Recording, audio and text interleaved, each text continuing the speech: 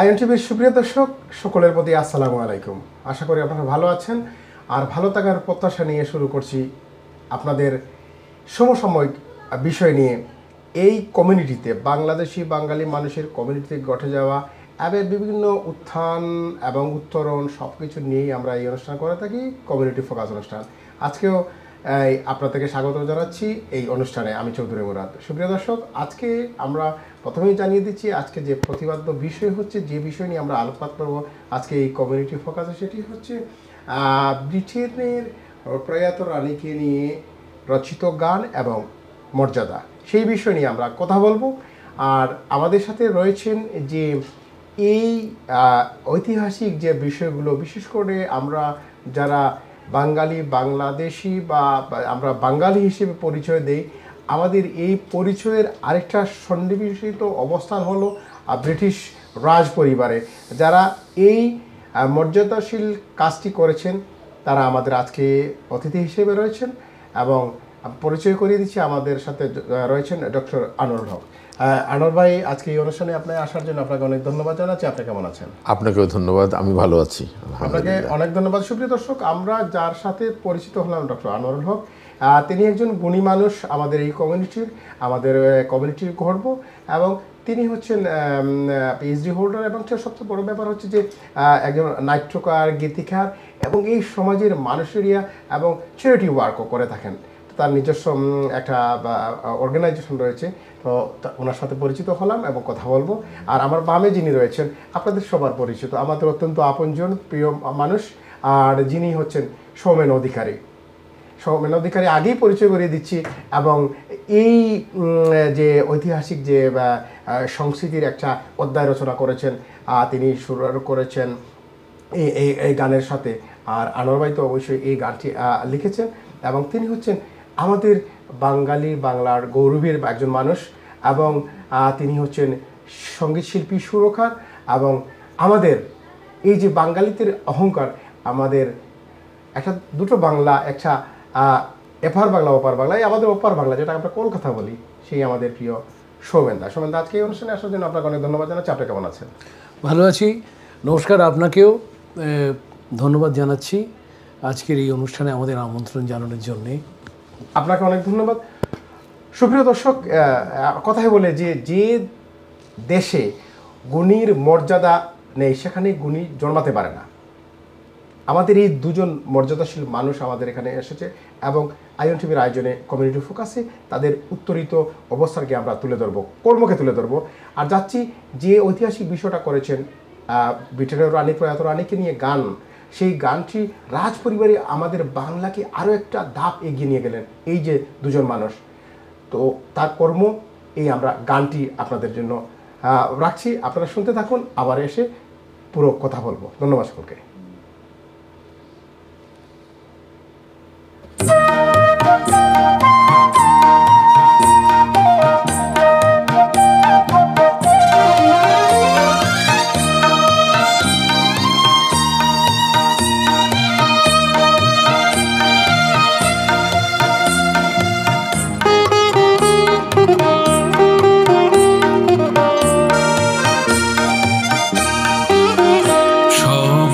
প্রিয় রানী যে তুমি, বিশাল তোমার মন, চেয়েছে দেখেছে জগৎ তোমার উজ্জ্বল আগমন।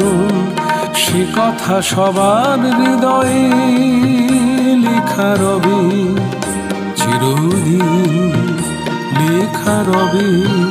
সবার প্রিয় রানী যে তুমি।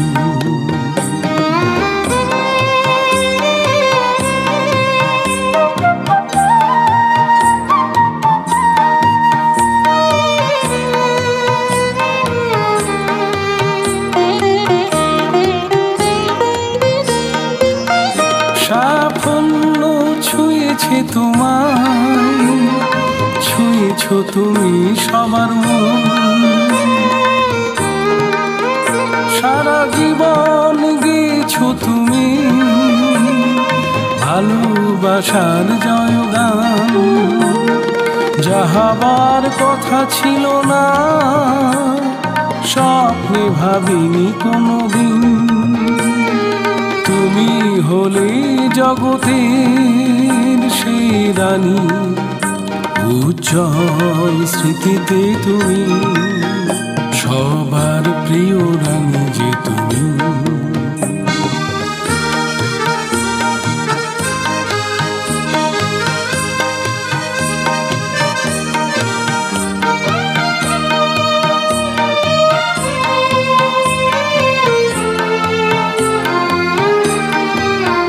হারিয়ে গিয়েও তুমি অমর, তোমার কীর্তি অম্লান, তোমার ছেলে রাজা হলো, গর্বে ভরে মোদের প্রাণ।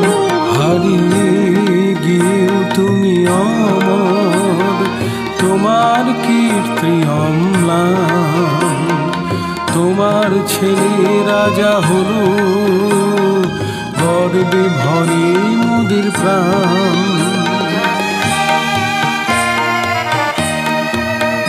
বহু দেশ শাসন করে তুমি শান্তির বাণী শোনালে, সারা বিশ্ব জেনেছে তুমি শুধু রানী নয় বন্ধু ছিলে। প্রজারে বেসেছিলে ভালো, ঘোচাতে মনের যত কালো, তোমার অভাব পূর্ণ হবে না, পূর্ণ হবে না।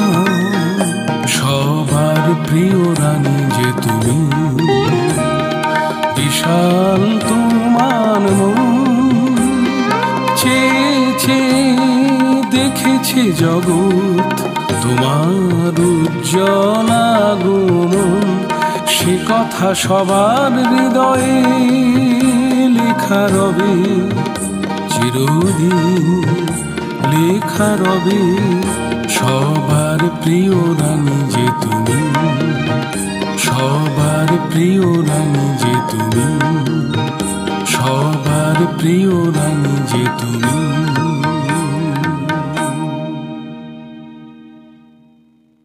সুপ্রিয় দর্শক, আমরা শুনলাম, দেখলাম সবার প্রিয় রানী যে তুমি। সত্যি রানী আমাদের সবার প্রিয়।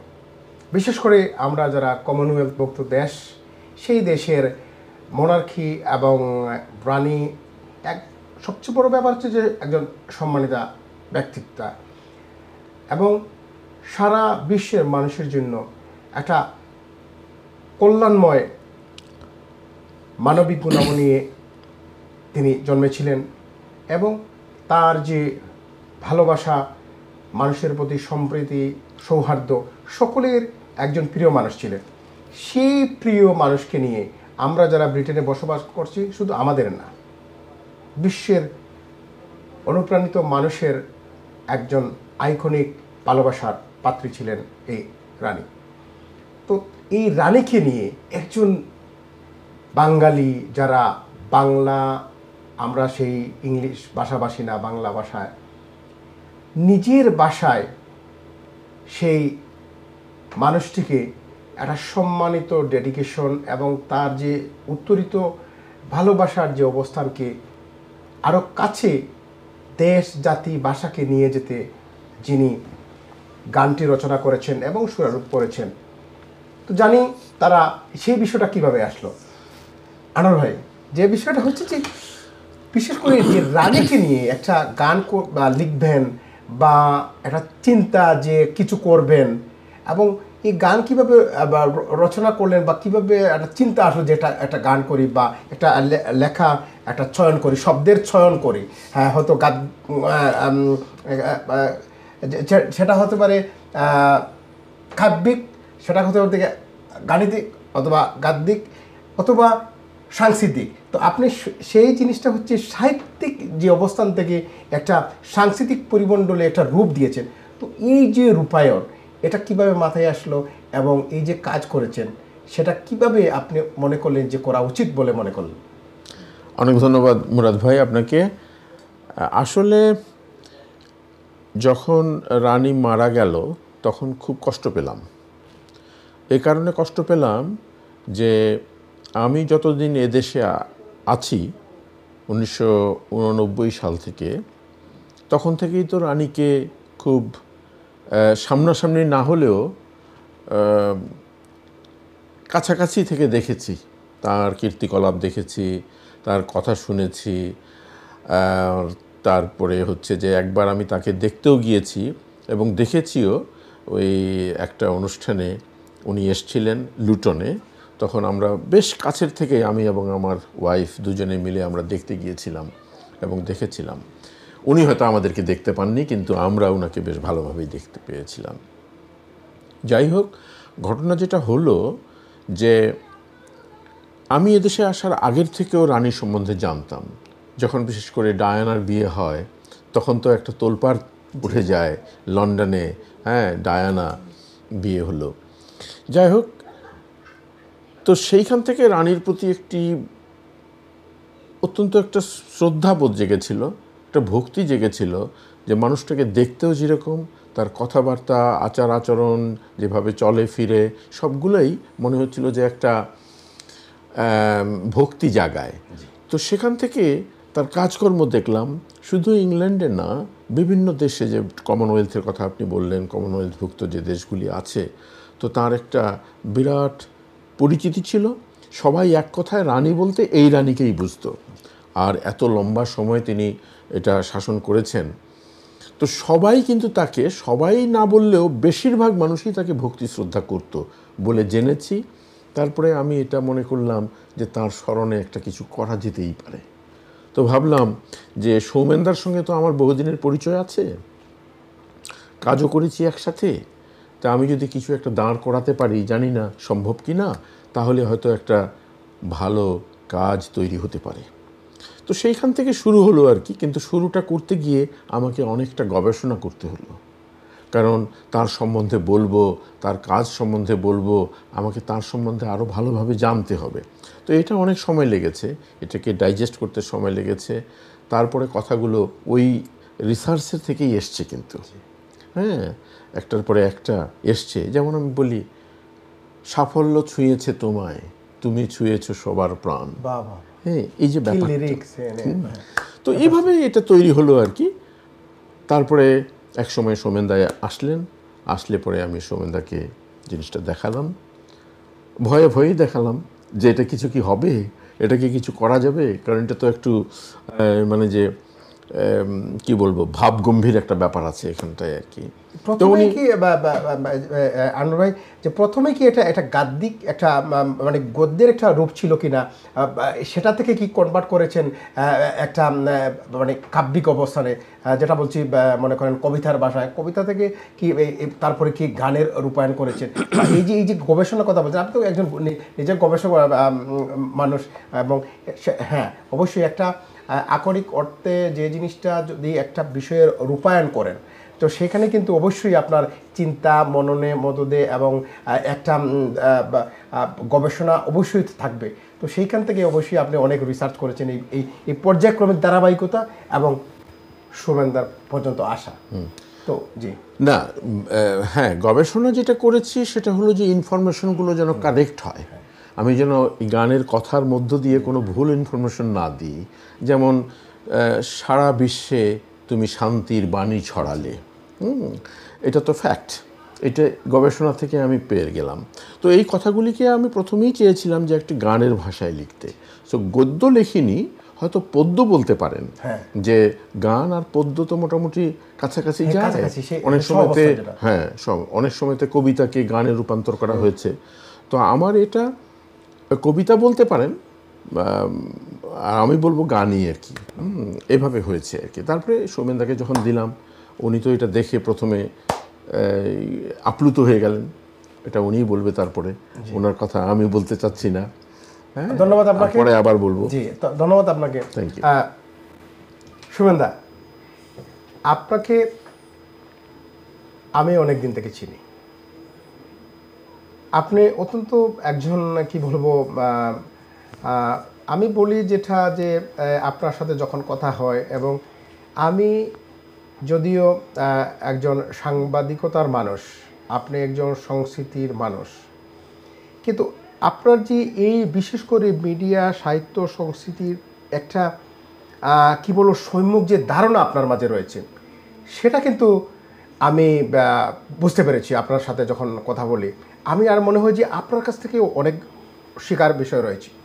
আমি এটা একটু এই জন্য বললাম যে আপনি যখন এই গানটি দেখলেন, অথবা গান নিয়ে হয়তো আপনি গুনগুনালেন বা কীভাবে কী রূপায়ণ করা যায়, তো সেক্ষেত্রে যে এই অবস্থানে তার সুরারোপ হবে, এবং বিশেষ করে একজন মহান বলবো যে আমাদের ভালোবাসার পাত্রী যে রানীকে নিয়ে এটা গানের শ্লোক করা হলো, তার লিরিক চয়ন করা হলো, আর সেটা আপনার মাধ্যমে সুরারোপিত হবে, তখন আপনার কী মনে হয়েছিল? আসলে যে কোনো একটা জিনিস যখন আমরা শুরু করি তখন তো সেটার একটা সূচনাটা যখন হয় তখন সেটা কোথায় গিয়ে পৌঁছবে সেটা আমরা জানি না। প্রথমে ডক্টর আনোয়ারুল হক আনোয়ার ভাই, উনি আমার অত্যন্ত ঘনিষ্ঠ বন্ধু, প্রাণের বন্ধু বলা যায়। উনি যখন কিছুই লেখেন সেটা আমাকে শেয়ার করে থাকেন। তো গত অক্টোবরে আমি যখন বিলেতে এলাম সে সময় উনি আমাকে ওই গানের লিরিক্সটা দিলেন। সেটা আমি পড়ে আমার মনে হলো যে প্রথমত হচ্ছে বিষয়টাই আমাকে মুগ্ধ করেছিল, তারপর কথাগুলো তো আস্তে আস্তে আসছে। বিষয়টা হলো এই কারণে যে প্রবাসে অনেক বাঙালি আছেন সারা পৃথিবী জুড়ে, এবং তারা রানী চলে গেছেন, আমাদের অত্যন্ত শ্রদ্ধার মানুষ তিনি, এবং তার জন্য আমাদের সকলের মন খারাপ। কিন্তু সেই মন খারাপের জায়গাটা একটা গল্পগাথার মতো করে একটা জীবনীকে লিখে রাখা, এই বিষয়টা আমাকে মুগ্ধ করলো। প্রথমে বিষয়টা মুগ্ধ করলো বলে আমি লেখাটা পড়তে শুরু করলাম। তারপর শব্দচয়নে স্তবকে স্তবকে এটা একটা ব্যালেটের মতো করে যাচ্ছে গানটা, ঠিক গতানুগতিক গানের মতো নয়, এটা একটা জীবনীমূলক গান। তো সেইটা যখন লেখাগুলো পড়তে থাকলাম তখন পড়তে গিয়ে মনে হলো যে এত সুন্দর করে শব্দগুলো চয়ন হয়েছে, এটা কি তাহলে একটা সুর আসতে পারে না? আসতে পারে। তাহলে তখন ভাবা শুরু যখন হলো তখন প্রথমে আমি প্রথম স্থায়ীটা সুর করলাম, কিন্তু সেই সুর আমার কিছুদিন পরে মনে ধরলো না, ভালো লাগলো না। তারপরে এমনি একটা সুর ভাবতে থাকলাম, সেটা স্থায়ীর জন্য মানে প্রথম স্তবকটা, গানের ফার্স্ট স্ট্যান্জাটা মানে সং ওয়ানটা করলাম। করার পরে দীর্ঘদিন সেটা মনের মধ্যে সুর ঘোরাফেরা করেছে কাজের ফাঁকে ফাঁকে, কারণ এই সুর তো এরকম মেকানিক্যাল ব্যাপার নয়, মানে হঠাৎ করে এসে যাবে, কখন যে কি আসবে আমরা তো কেউ জানি না। হঠাৎ অনুভূতির থেকে আবার একদিন যখন এলো তখন গোটা গানটাই প্রায় একসঙ্গে এলো, আমি রেডি করলাম। বাকি 4টে পার্ট, সং 2, সং 3, সং 4। তো মনে হলো যে একটা দৈবীয় একটা আরাধনা থেকে এক ধরনের মানে টুইন চলে আসছে। একটা হচ্ছে শ্রদ্ধা, শ্রদ্ধা এবং আবেগ, এইটা এত মনের মধ্যে কাজ করলো। এবং তখন কি হয়, যখন আপনি কাউকে নিয়ে কাজ করবেন, এই হোমওয়ার্কে যেটা উনি বলছিলেন যে হোমওয়ার্ক একটা খুব বড় ব্যাপার। আসলে আমরা যে কোনো বিষয়কে গুরুত্ব দিলে তার মধ্যে তখনই ভালো লাগাটা খুঁজে পাওয়া যায়। আমরা যদি বিষয়টাকে মনে করি যে এটা তেমন কিছু নয়, তাহলে কিন্তু আপনি ওর মধ্যে গভীরতা খুঁজে পাবেন না। কিন্তু বিষয়কে যদি আপনি গুরুত্ব দেন তখন দেখবেন ওটার মধ্যে খুঁজে পাওয়া শুরু হবে। তো আমার মনে হয় একজন সঙ্গীতকার, এবং মানে যে সঙ্গীতকার মানে যিনি গান লিখছেন, যিনি সুর করছেন বা যিনি গাইছেন, তার সব থেকে আগে দরকার যে কোনো কথা বা যে কোনো সুরকে নিয়ে ভাবা, যেটার অভাব হচ্ছে। গান তৈরি হওয়াটা বড় কথা নয়, গানকে ভেবে করা। আমরা চেষ্টা করি, জনপ্রিয়তা এক জিনিস, সময়ের কাছে একটা সৃষ্টি রয়ে যাওয়া আর এক জিনিস। আজকে দেখুন এই গান খেলার ছলে শুরু হয়েছিল, সেই গান আজ রাজার কাছে রাজপ্রতিনিধির মাধ্যমে পৌঁছে গেল। এটা তো গান সৃষ্টির সময় আমরা ভাবিনি কখনো, তাই না? তো এই গভীরতা ভালোবাসার থেকেই তার প্রকাশটা আস্তে আস্তে আস্তে আস্তে হতে হতে তখন তার মূল্যায়ন হয়, এবং বাকি কথা আমরা তো পরে আসবো। সেদিনের অনুষ্ঠানের আমরা খুব অভিভূতই হয়েছিলাম, তো সেই ব্যাপারটা। তো এরকম করেই গান এসেছে। আর গাওয়াটা দেখুন, নিজের সুর নিজের গাইতে গিয়ে একটা আলাদা ভাবনা তো থাকেই, সেরকমভাবেই গিয়েছিলাম। আপনাদের ভালো লাগলে, শ্রোতাদের ভালো লাগলে সেটা আমাদের পরম পাওয়া হবে, এই আর কি। তো দাদা, মনের উচ্চাসা যখন খুবই আবেগতাড়িত হয়, ইনহান্স অবস্থানে থাকে, তখন দেখবেন যে মানুষের যে কর্ম, সে কর্মটা কিন্তু একটা ঐতিহাসিক রূপ ধারণ করে আমি মনে করি।